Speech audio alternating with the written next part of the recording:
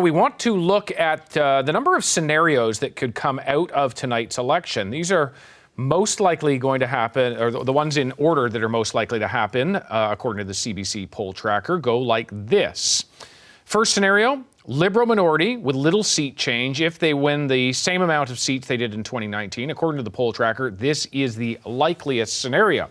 Second likeliest is a weakened Liberal minority. That is, the Liberals win somewhere between 135 and 150 seats. Now, other scenarios include a Conservative minority. There's a 25% chance of this happening, according to the CBC's poll tracker. The least likely scenarios being a Liberal majority. There's a 17% chance the Liberals can pull that off. Or a Conservative majority, for which there is a 1% chance of the Conservatives forming a majority government. The question is, how will they play out in the House of Commons if it turns into one of these scenarios? Philippe Lagasse is a constitutional expert and associate professor of international affairs at Carleton University, and he is in Ottawa. Okay, Philippe, so maybe a very interesting outcome late tonight, tomorrow, who knows? And of course, usually the right to govern goes to the party that wins the most seats, but the rules, as I think you can tell us, actually say something else.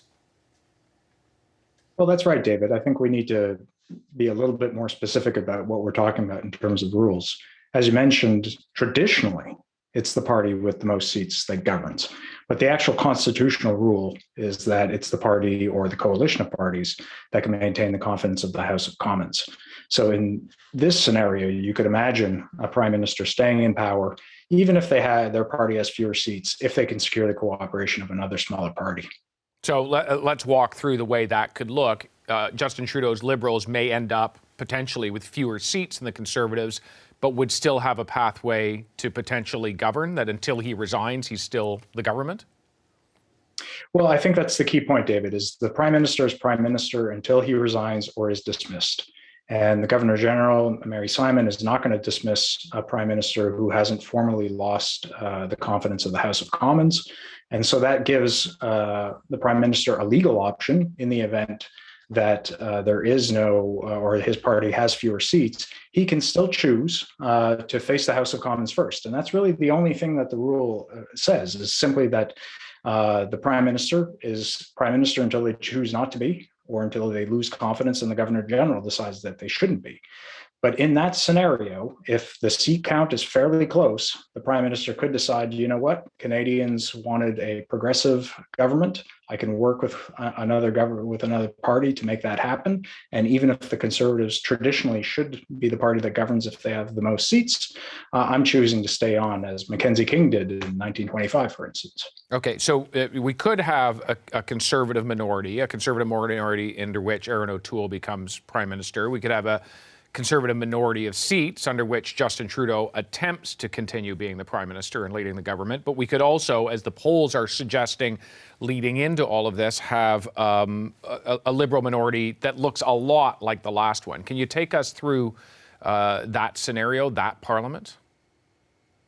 Right. So as you're saying, David, I think the polls are suggesting that in all likelihood we'll end up something like the status quo ante prior to the dissolution, where the Liberals have a plurality of seats and have to rely on one of the smaller parties to get budgets through and major pieces of legislation.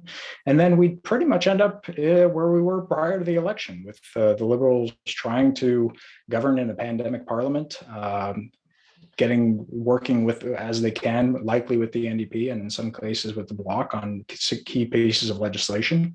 And as Mr. Trudeau has hinted at, even during the debates, the life of that parliament may not be very long either. Mm-hmm. So we'll see how long that could last. Yeah, well, let's talk about lifespans, and particularly if it's even an even weaker minority than we saw, and the Liberals end up with something like 135, 150 seats.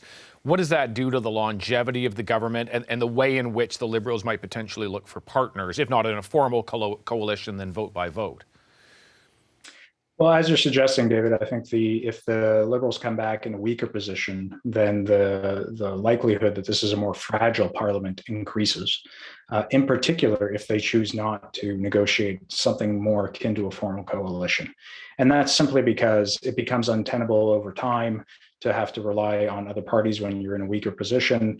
And if the official opposition sees an opportunity in the coming year or months that the time is right to strike and they can get the other parties to agree, you may end up in a situation where the parliament falls or the government falls on account of a vote of no confidence, as opposed to the prime minister requesting a dissolution.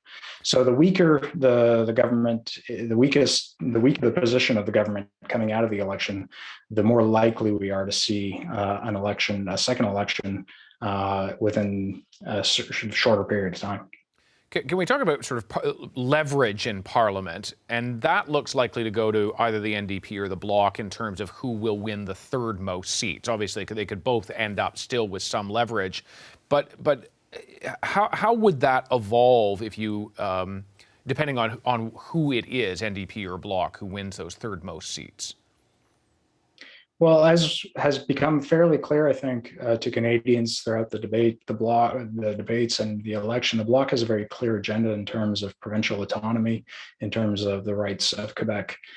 So it will support the government when it comes to those types of initiatives and that type of legislation.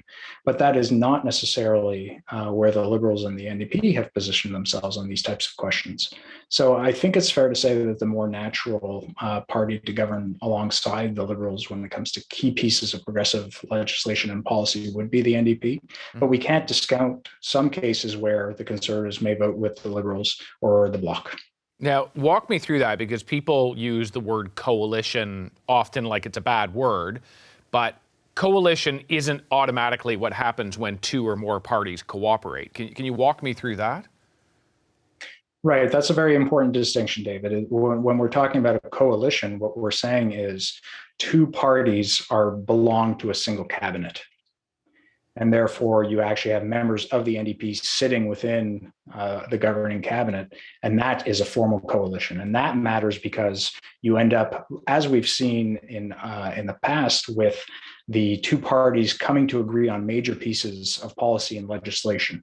And as a result of that, they're able to keep the life of that parliament going somewhat like a majority parliament. Mm-hmm. In the event where there is no coalition, a formal coalition, and that's usually our custom here at the federal level in Canada, it's actually quite rare. We've never really had one of a formal coalition.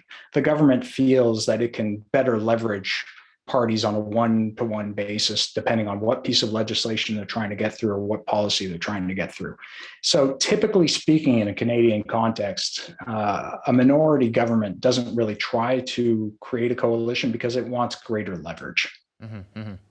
Okay, of course, all of these are hypotheticals. We'll find out the answer perhaps tonight or into tomorrow, and then, Philippe, we'll have to have you back to help us interpret now what. Thanks so much. Thanks, David. Hi, I'm Vashi Capellos, host of Power in Politics. See more of our show by subscribing to the CBC News channel or click the link for another video.